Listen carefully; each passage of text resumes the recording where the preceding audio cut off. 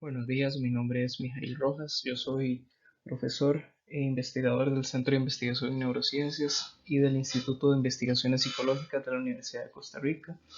Y bueno, el día de hoy les voy a compartir algunos conceptos básicos generales sobre las neurociencias y sobre el desarrollo humano que son elementos que eventualmente podrían ser de utilidad para sus carreras. Ya desde hace algunos años he estado colaborando en este curso y en este caso particular, dadas las condiciones de salud que todos conocemos, pues ha tocado hacer la participación vía remota, ¿verdad? Entonces, bueno, espero que la clase les sea de provecho y que cualquier duda o consulta la puedan hacer por los medios que aparecen precisamente en esta diapositiva.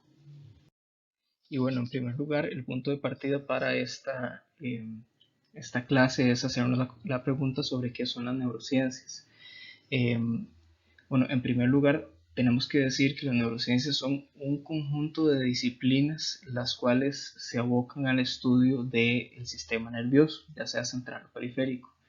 Esto es más que todo un campo donde convergen distintas disciplinas, distintos profesionales, y a pesar de que en la actualidad existen grados y posgrados específicamente en las neurociencias, en general dentro del campo se pueden encontrar profesionales de muy distintas áreas siempre y cuando se encuentren precisamente interesados en lo que tiene que ver con el estudio del sistema nervioso, ¿verdad? En este sentido, podemos encontrar elementos que van desde lo más clínico, en el caso, por ejemplo, de la utilización de imaginería, por ejemplo, el electroencefalograma o tomografías computarizadas, hasta lo que tiene que ver con el, el uso de animales para experimentación, ya sea a través de técnicas de manipulación genética o análisis comportamental sobre cómo distintos elementos del contexto afectan el comportamiento y eventualmente el sistema nervioso central. Entonces, cuando hablamos de neurociencias, hablamos de un conjunto de disciplinas que estudian el sistema nervioso central mediante diferentes metodologías. Pues es entonces precisamente gracias a la convergencia de este grupo de disciplinas interesadas por el estudio del sistema nervioso, que podemos intentar comprender y entender sobre cómo funciona el sistema nervioso, en este caso el sistema nervioso central, así como cuáles son las diferentes o los diferentes elementos que podrían afectar al sistema nervioso central en el caso, por ejemplo, de trastornos neuropsiquiátricos o neurodegenerativos. Y en el caso particular que creo que nos interesa más en esta clase es cómo la función natural y normal del cerebro se relaciona con los procesos de enseñanza y aprendizaje. Es decir, se busca comprender cómo funciona el sistema nervioso central precisamente porque nos puede ayudar a comprender y mejorar las estrategias de enseñanza-aprendizaje. Es entonces precisamente sobre este último punto sobre el cual vamos a ahondar en algunos aspectos particulares de interés. En el caso de este momento nos vamos a enfocar en algunos elementos particulares de los sistemas de aprendizaje y memoria como elementos básicos fundamentales para que los individuos puedan evidentemente interactuar de forma adaptativa con su contexto. Como punto de inicio es importante precisamente partir de cuál es la base fundamental de nuestro sistema nervioso. Como ustedes probablemente se imaginarán, estamos hablando de la neurona como unidad básica funcional de este sistema complejo, la cual en general se encarga de transmitir, recibir y procesar información. Entonces, este es un concepto fundamental, precisamente saber que la neurona es esta unidad de procesamiento, transmisión y recepción de información básica del sistema nervioso.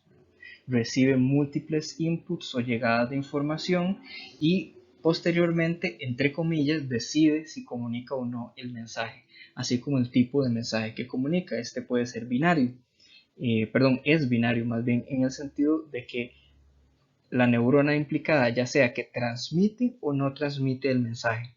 En este punto es importante tener claro que la transmisión no puede ocurrir más o menos, es decir, o ocurre o no ocurre. Y esto es un elemento fundamental del sistema nervioso central.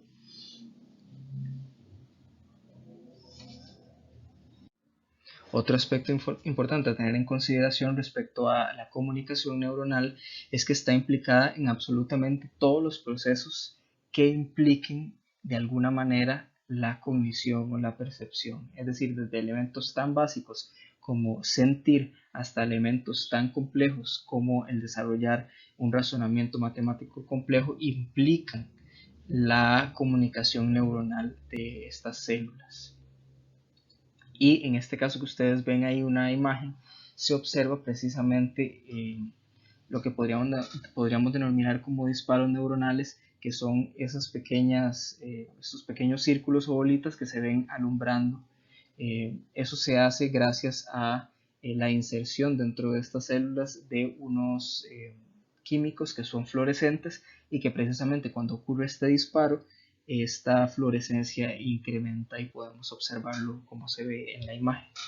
Entonces, prácticamente todo lo que hacemos está mediado directa o indirectamente por este proceso sencillo de recibir información, procesar y transmitir información de parte de las neuronas. Podemos decir entonces que la comunicación neuronal podría componerse de varios elementos muy importantes que tienen que ver desde la adquisición, el procesamiento, almacenamiento y asociación de información para desplegar respuestas funcionales. Es decir, esta comunicación neuronal está implicada en todos estos elementos que son fundamentales para los individuos.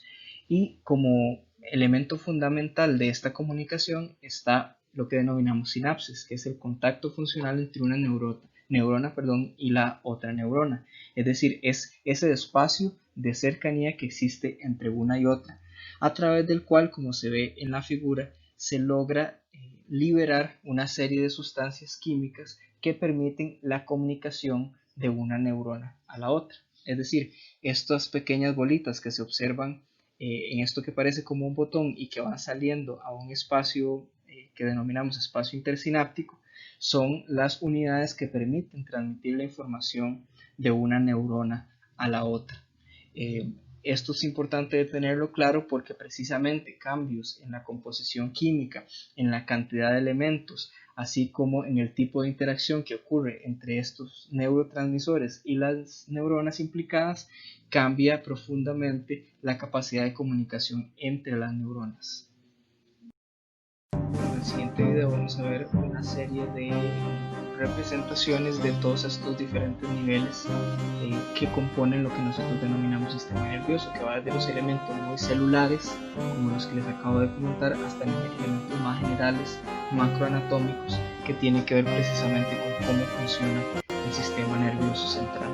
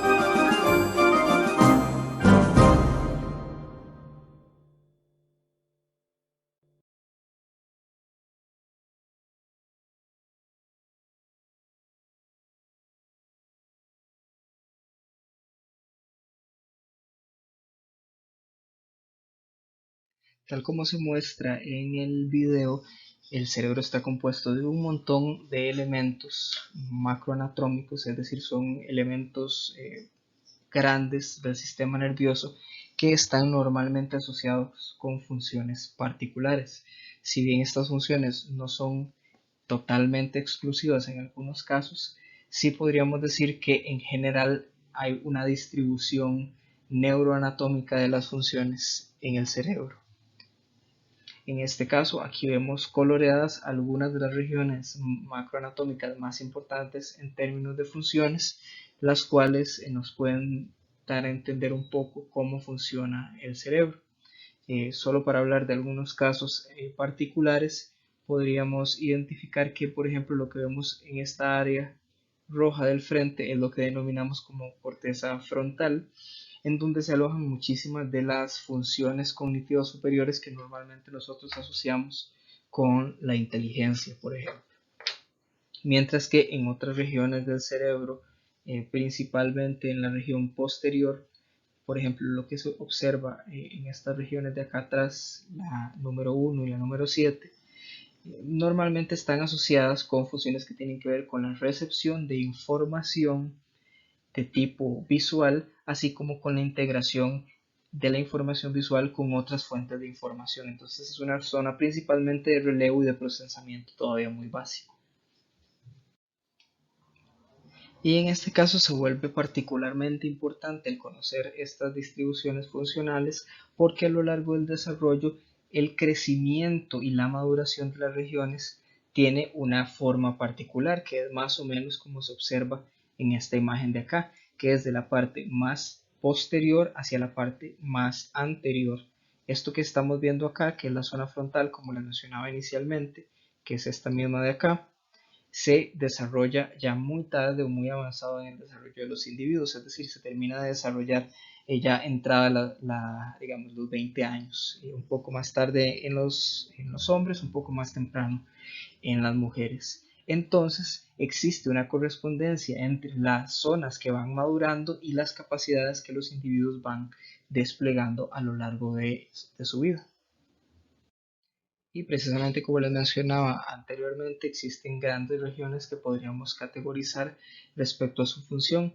Los lóbulos son precisamente unidades funcionales bastante grandes que suelen estar asociadas con capacidades muy particulares. Por ejemplo, en el caso de la región o del lóbulo occipital que vemos aquí en un color rojo, se encarga precisamente de lo que es la recepción, integración e interpretación de la información visual.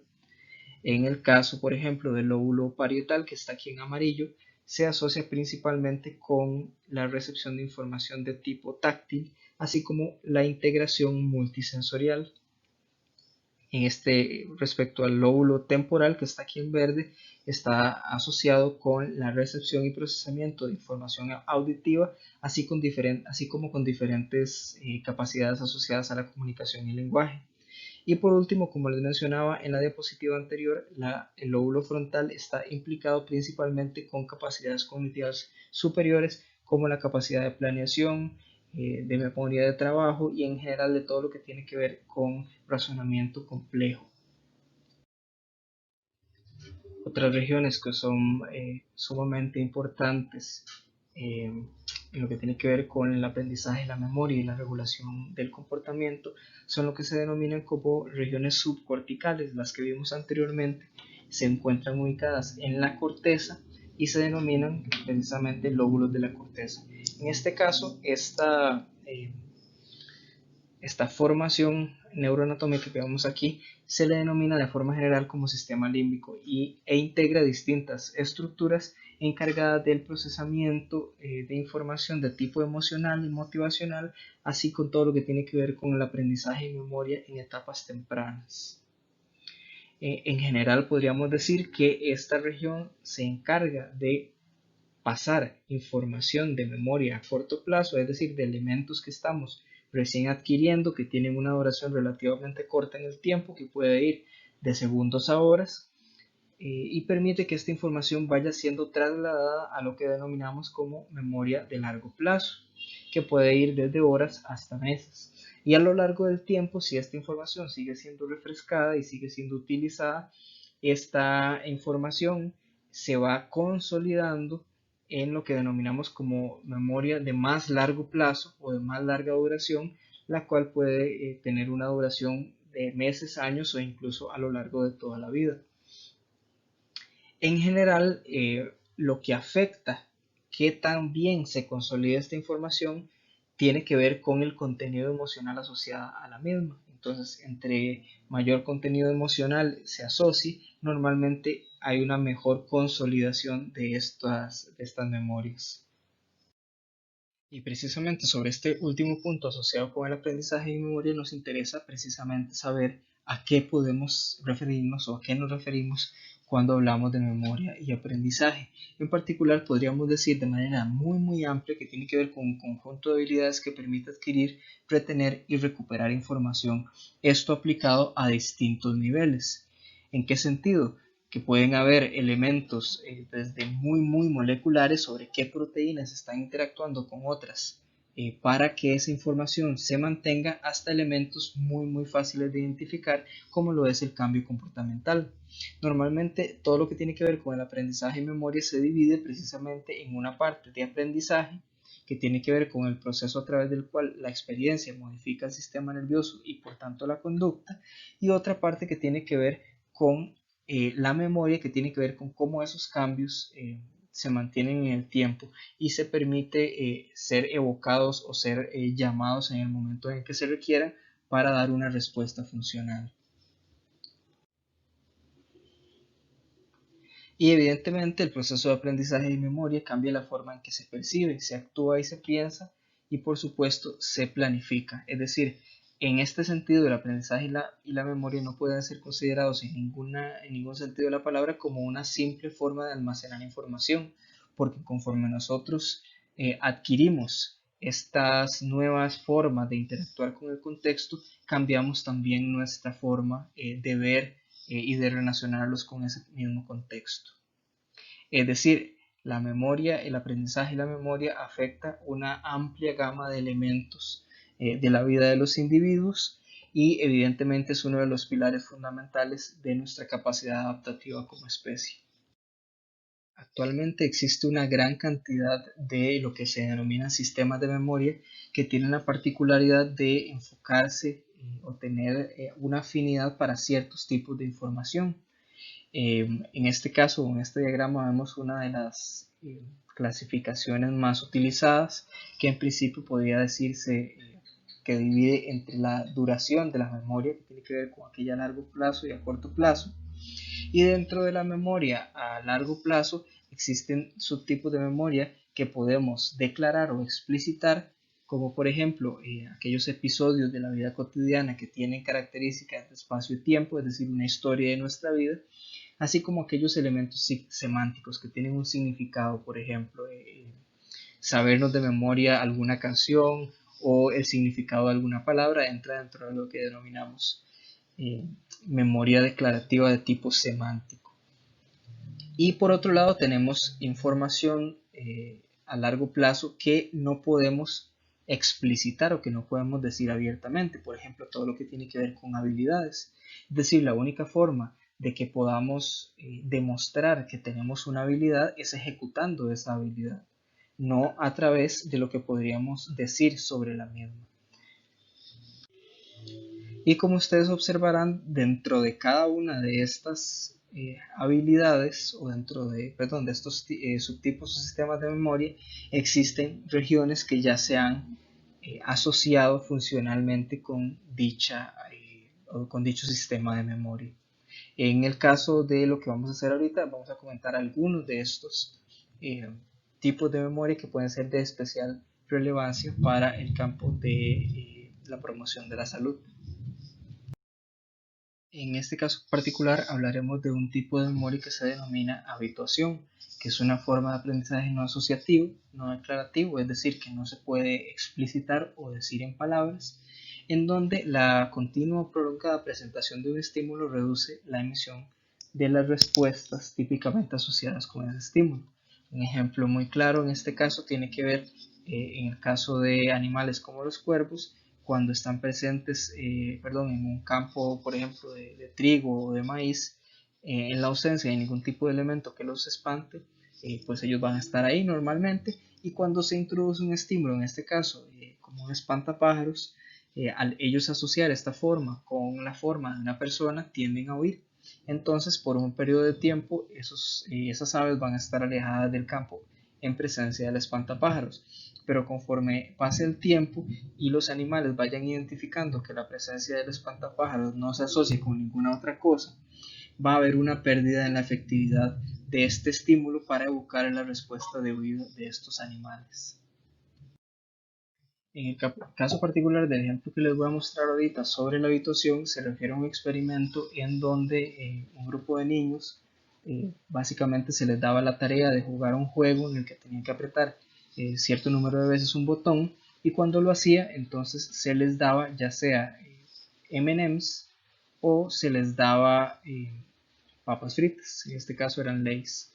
Entonces, a lo largo de un periodo de repeticiones de este mismo juego, los niños en este caso van desarrollando una habituación, o se van habituando a el consumo ya sea de las papas o de los M&M's. Sin embargo, en un momento dado, a los niños que estaban siendo recompensados con M&M's se les cambia la recompensa para papas fritas, y a los que estaban recibiendo papas fritas inicialmente se les cambia la recompensa por M&M's. Entonces, el simple hecho de haber cambiado la recompensa hace que los niños pues desplieguen todavía más la conducta que la que desplegaban inicialmente cuando se empezó este proceso de juego y de recepción de recompensas. Este proceso que se va viendo conforme va disminuyendo las respuestas es un proceso de habituación precisamente al tipo de recompensa que van recibiendo, pero en el momento en el que esa recompensa se cambia por otra que también es atractiva, entonces se incrementa enormemente la conducta desplegada hacia ellos. Entonces vean que a pesar de que la habituación es un tipo de memoria que es bastante primitiva, que está presente en un montón de microorganismos incluso, tiene un efecto poderoso sobre el comportamiento. Esto es otro elemento también que podemos encontrar en la vida cotidiana, por ejemplo, en las comidas de buffet, dado que tenemos tantísima cantidad de diferentes tipos de comida, cuesta mucho que nos saciemos a comer, y por tanto comemos más entre más opciones haya, ¿verdad? Esto es es una evidencia ya bastante bien fundamentada, en donde cuando ocurre nuevamente algún elemento que nos hace cambiar ya sea el tipo de consumo o el tipo de alimento que estamos consumiendo, tendemos a incrementar el consumo de comida, ¿verdad? Entonces, en el caso de la conducta de ingesta, todo lo que tiene que ver con la habituación y en este caso la deshabituación, cuando se nos presenta un estímulo distinto, pues es de gran importancia para nosotros. Otra forma de aprendizaje, otro tipo de aprendizaje en memoria, es lo que suele denominarse como condicionamiento clásico, ¿verdad? O aprendizaje pavloviano, que tiene que ver con la asociación de un estímulo que anteriormente no tenía ningún significado o ninguna relevancia para los individuos, pero que posteriormente predecía una respuesta en estas personas, ¿verdad? Entonces es una forma de aprendizaje asociativo, como se entiende lo que acabo de decir, que hay que asociar una cosa con la otra. Es no declarativo porque se necesita emitir el comportamiento para que se sepa que hay un tipo de aprendizaje o este tipo de aprendizaje. Y como les decía, hay una respuesta incondicionada o que anteriormente era inocua que se asocia con un estímulo que también estaba incondicionado a ese primer estímulo. El ejemplo clásico es el del ejemplo de condicionamiento de los perros de Pavlov, donde inicialmente un perro tenía una respuesta que es incondicionada a la comida, es decir, la emitía naturalmente ante la comida, que era la salivación, pero tenía una respuesta cero o ningún tipo de respuesta ante un elemento sonoro, en este caso una campana. Pero a lo largo del tiempo, conforme se da un emparejamiento entre el sonido de la campana y la comida o la presentación de la comida, la simple presentación de la campana se asoció con la comida y por tanto produjo en el animal la misma respuesta de salivación. Ese es el proceso de condicionamiento clásico. o de aprendizaje pavloviano que describe la literatura. En el caso de seres humanos existe digamos, un tipo similar de condicionamiento. En el caso nuestro es bastante más general, más cultural, más generalizado, que tiene que ver con la asociación, por ejemplo, de la Navidad con la Coca-Cola, que esto también tiene bastantes elementos históricos documentados a lo largo del tiempo, que en un inicio, por ejemplo, la Navidad o todo lo que tiene que ver con las festividades producía de forma incondicionada una respuesta positiva, de excitación emocional en las personas, y inicialmente la Coca-Cola no tenía ninguna asociación con eso, pero a lo largo del tiempo hubo una fuerte campaña entre la asociación de la Coca-Cola, de incluso de los eventos familiares, de lo que tiene que ver con digamos, las fiestas o las festividades, y la Coca-Cola, y a lo largo del tiempo de la presentación de estos estímulos en conjunto hay una suerte de asociación entre la Coca-Cola y la felicidad. De hecho, ahora es un claro estandarte, digamos, en los anuncios de Coca-Cola, donde ya el simple hecho de la Coca-Cola está asociado, perdón, con emociones positivas, y también con elementos culturales de las fiestas o las reuniones familiares, ¿verdad? Entonces, este es un elemento que también se observa en actividades de la vida cotidiana y que tiene un gran impacto, ¿verdad? Entonces, en un primer momento hay un estímulo incondicionado, es decir, que no produce, que produce de forma natural una respuesta que se va asociando con un estímulo que en un principio es neutro y produce una respuesta incondicionada, es decir, una respuesta que ocurre de forma natural. Para ponerlo otra vez en el ejemplo, en este caso, el estímulo incondicionado es la comida, la respuesta incondicionada es la salivación y el estímulo neutro en este caso es la campana. Y conforme se van presentando estos elementos en conjunto, entonces el estímulo que antes era neutro se convierte en un estímulo incondicionado y produce la respuesta condicionada, que en este caso es la salivación. Otro ejemplo que tal vez sea más cercano a nosotros, temporalmente hablando, es la asociación entre, por ejemplo, la playa o esto de las vacaciones, que normalmente produce un efecto de emocionalidad positiva sobre las personas, con el consumo de bebidas alcohólicas, en este caso de Bavaria, que de un tiempo para acá hubo una fuerte, digamos, fuerte diseño de campañas publicitarias en donde se asociaba precisamente la bebida de este tipo de cervezas con el ambiente de playa y de, digamos, de amigos y de fiesta, ¿verdad?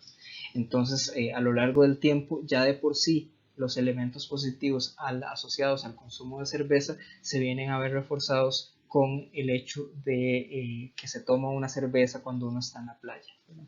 O al contrario, de que uno se toma cervezas con el fin de sentir lo que uno sentiría cuando está en contexto, digamos, de amigos o de fiesta. Entonces estos son elementos de aprendizaje o de condicionamiento clásico de aprendizaje pavloviano que se utilizan normalmente en la vida cotidiana. Otro de los tipos de aprendizaje en memoria que es de gran importancia para nosotros es el que se denomina condicionamiento operante, que es una forma de aprendizaje asociativo, no declarativo, en donde la frecuencia de aparición de una conducta cambia en función de su consecuencia. Y eso se observa con facilidad en el ejemplo de la rata que se ve en la imagen de la izquierda, en donde la rata cada vez que presiona la palanca recibe una bolita de comida. Inicialmente esa conducta de presionar la palanca no estaba instaurada en el animal, pero accidentalmente el animal cuando la presiona se da cuenta de que trae una consecuencia que es positiva. Entonces esa conducta de bajar la palanca va a incrementar a lo largo del tiempo, dado que la consecuencia que el animal recibe es positiva. Sin embargo, hay diferentes tipos de reforzamientos o de consecuencias asociadas a las conductas. Por ejemplo, en el caso de la rata, cuando el animal emite la conducta, recibe una consecuencia que es positiva y es a lo que se le denomina refuerzo positivo. Pero también puede estar el caso en el que cuando el animal o la persona emite una conducta, entonces se evita algo que es negativo para la persona. Por ejemplo, en el caso de un adolescente, por ejemplo, que no le gusta lavar los platos, cuando espontáneamente ese adolescente, no sé, saca la basura de su casa, y ya sea la mamá o el papá ve que emiten esa conducta, entonces le quitan el hecho de que tenga que lavar los platos, ¿verdad? Entonces está haciendo, o se le está quitando, perdón, una tarea que le es poco recompensante o que más bien le genera molestia cada vez que emite una conducta particular. Entonces, esto, una cosa de refuerzo positivo, cuando se le da algo a la persona que a esa persona le gusta en función de la conducta que emitió, y el refuerzo negativo es cuando a esa persona se le quita algo que no le gusta en función de una conducta que emitió. Por otro lado están lo que se denominan castigos, que tienen que ver con elementos que son de corte negativo. En el caso del castigo positivo es muy sencillo. Cuando la persona emite una conducta, esa conducta le trae una consecuencia que es negativa o que le es desagradable. Y por otro lado, el castigo negativo lo que implica es que cuando la persona emite esa conducta, entonces se le quita algo que le gusta. Por ejemplo, cuando un adolescente llega tarde a casa, los padres podrían, por ejemplo, quitarle el acceso al celular o a algún videojuego. Entonces eso constituiría un castigo negativo porque se le está quitando algo que a la persona le gusta. Y bueno, a continuación vamos a ver un pequeño video que ilustra de manera un poco divertida cómo ocurren este tipo de procesos de condicionamiento en contexto normal. Going out tonight, I'm feeling alright, gonna let it all hang out. Really makes it cold, yeah, you can shout.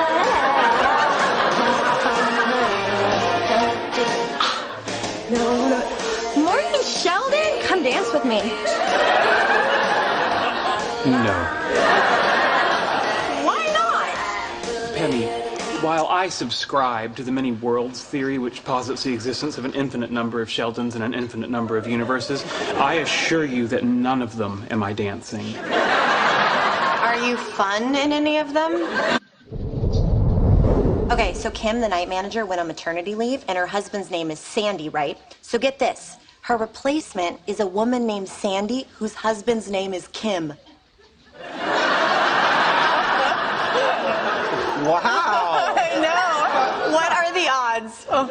Easily calculable. We begin by identifying the set of married couples with unisex names. We then eliminate those unqualified for restaurant work, you know, the aged, the imprisoned, and the limbless, for example. Next, we'd look at the set of people with... It's an amazing coincidence. Can we leave it at that? I'm sorry. Oh, Penny, it's as if the Cheesecake Factory is run by witches. Sheldon, it's as if you don't think I'll punch you. Come on, you guys, let it go. Fine, whatever. Are you finished? Well, thank you. How thoughtful. Would you like a chocolate? Yeah, sure. Thanks. What was that? You said be nice to Penny. I believe offering chocolate to someone falls within the definition of nice. It does, but in my experience, you don't. Oh, sorry, Sheldon. I almost sat in your spot. Did you? I didn't notice. Have a chocolate. Thank you.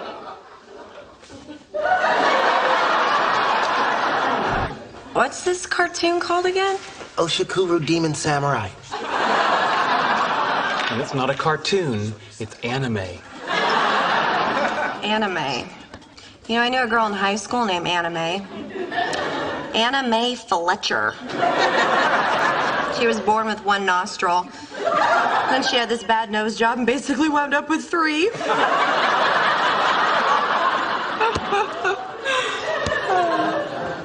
You're here a lot now. Oh, am I talking too much? I'm sorry. Zip. Thank you. Chocolate? Yes, please.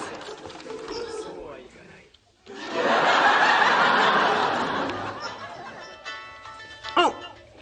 Hey, Kim. Yeah, you know what? Hold on. Let me take this in the hall.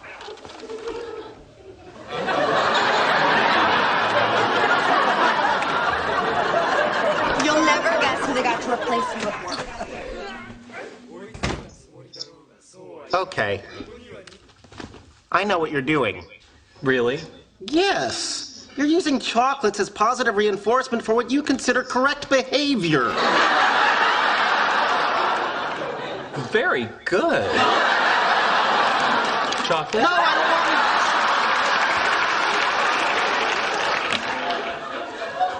want... Sheldon, you can't train my girlfriend like a lab rat. Actually, it turns out I can. Are you saying that I am forbidden from applying a harmless, scientifically valid protocol that will make our lives better? Yes. You're forbidden. Bad, Leonard. Girl is freaky. Come again? Freaky. Freaky? Yeah, freaky.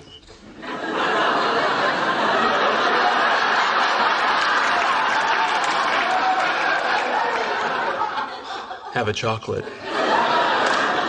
Thank you. I'm going to make some warm milk and then turn in. I trust if you two are planning on engaging in amorous activities, you'll keep the decibel level to a minimum. Of course. Thank you. These are so good. Unbelievable. Entonces, como vieron en el video, hay una serie de conductas que en este caso Sheldon, el personaje que tiene los chocolates, trata de reforzar. Entonces, como en este caso Penny, que es la muchacha, emite la conducta que a él le parece correcta, entonces él le da una consecuencia de tipo positiva cada vez que lo hace, con el fin de que se incremente la aparición de dicha conducta. Y también se observa en este caso lo que es el castigo positivo, perdón, en el caso de Leonard, cuando él le indica que, por ejemplo, deje de hacer ese tipo de entrenamiento con Penny, entonces en caso de Sheldon lo que hace es tirarle un spray con agua, que en este caso es un castigo positivo. Es decir, cuando Leonard emite la conducta, entonces se introduce un estímulo que es en este caso negativo para él, como lo es el spray. Ahora bien, por otro lado tenemos otros tipos de memoria que son tal vez más cercanos a la cotidianidad, que tienen que ver con la memoria semántica, que es esta capacidad para invocar información de conocimientos generales. En estos son aspectos muy concretos, por ejemplo, que el mar está formado por líquido, por ejemplo, que las manzanas pueden ser rojas, verdes, amarillas, que el 15 de septiembre se celebra la independencia de Centroamérica. Son elementos de información muy particulares que tenemos la capacidad de almacenar y utilizar. Y por otro lado, en este caso, por ejemplo, este símbolo que aparece acá es un símbolo de bioinfeccioso, el cual tenemos fuertemente asociado con elementos a tener cuidado, en este caso. Entonces, el símbolo representa una serie de cosas, tiene asociadas una gran cantidad de información que nosotros conocemos y tenemos la capacidad de evocar. Y por otro lado tenemos la memoria episódica, que se refiere a todos aquellos eventos que tienen una categoría de espacio y tiempo, es decir, son elementos de la vida cotidiana que ocurrieron a lo largo de un periodo de tiempo en un lugar particular. Son básicamente los recuerdos que nosotros solemos denominar sobre eventos o acontecimientos. Entonces, por ejemplo, siempre suelo preguntar acerca del tipo de información que recordamos cuando éramos muy jóvenes, y normalmente el tipo de información suele estar asociada con elementos emocionales positivos o negativos. Y a continuación vamos a ver un video, en este caso está en inglés, sobre cómo es que podemos estudiar y comprender estos fenómenos asociados con la memoria episódica. Episodic memory is your memory for episodes in your life, so very specific autobiographical moments. It's always been a mystery why it is that children who are in their first 2 years of life are learning a lot about the world. They are learning the word banana, for instance. And yet we don't remember events from our lives before the age of 2. So I wanted to explain both why we seem to forget all of the events of our lives between 0 and 2, despite the fact that we're learning, as I said, words and lots of facts about the world. And then why between the age of 2 and 6, our memories are, more fragmentary than they later will be.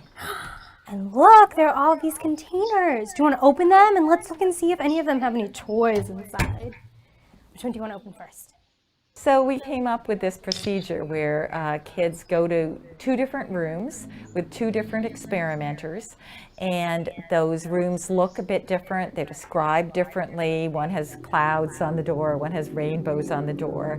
But in those rooms there are 4 containers, the same 4 containers in the one room as in the other room.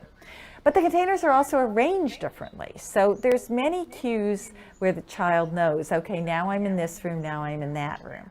And they also are shown that there's a specific toy in one of the containers. Let's say it's a turquoise shopping bag in one of the rooms. And the other 3 containers contain nothing. So the question is whether they remember which is the good bag in the cloud room and which is the good bag in the rainbow room. The very youngest children couldn't remember which container contained the toy, even when we cued them in a very, very supportive way, which is we gave them part of the toy. So if you give, those bubble juice things where you use a wand and you blow bubbles, if you give them the wand and you say, where's the bubble juice? They don't know. Now, suppose you don't give them the bubble wand. Now it's a little harder. Now the 2-year-olds can't do it. And in fact, the 3-year-olds really can't do it. And the 4-year-olds get a little bit better. And we documented a gradual progression. It's not really till the age of 5 that children top this out. Can you remember where a toy was in here? Was it there? Let's see. Oh my goodness, there they are. The part of everyday life that it relates to is that it's actually very important to social interaction to be able to remember these kinds of experiences. So, for instance, if your mother wants to know about your day in school, it's important to her that you say whether or not you played with your friend Penny, whether or not you did well on your spelling test, those kinds of things. And in fact, your parents are probably going to be a little dismayed if you can't remember if Penny was in school today, or whatever, don't answer about did you like your peanut butter sandwich and these kinds of things. So it is very important to coordinating our social experience to be able to have episodic memory.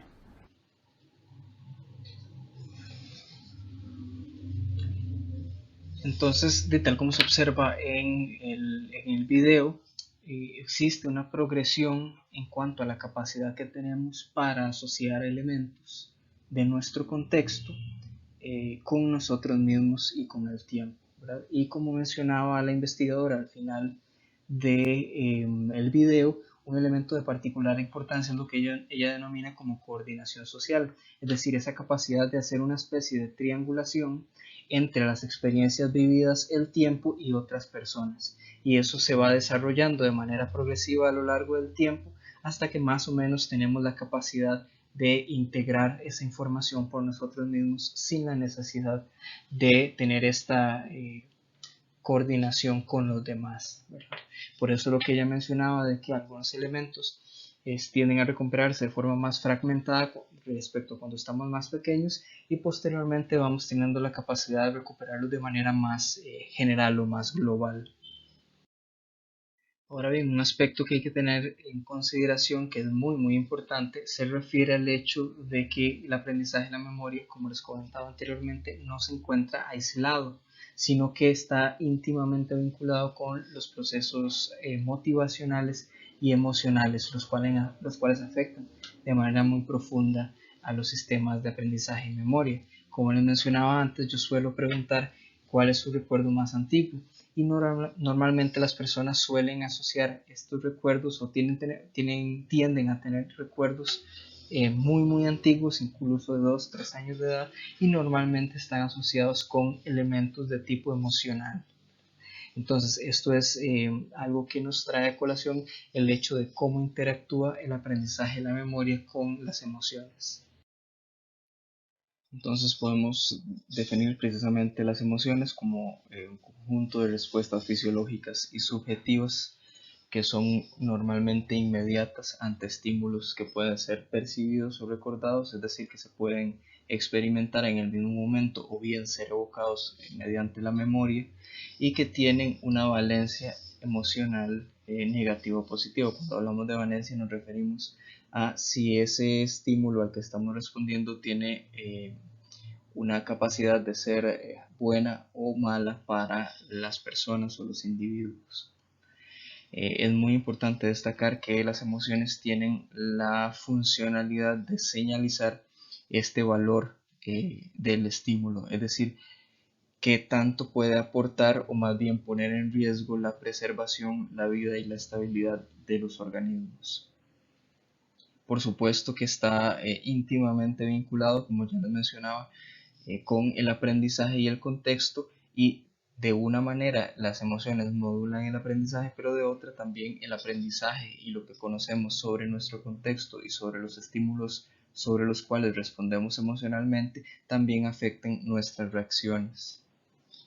Evidentemente generan cambios fisiológicos que tienen un retrocontrol consciente. Esto lo que significa es que cuando nosotros respondemos a un estímulo que tiene una valencia emocional, sentimos en nuestro cuerpo cambios que nos hacen conscientes de que hay algún elemento malo o bueno al cual tenemos que responder. Y estas reacciones evidentemente son acordes en la mayoría de los casos con la valencia del estímulo.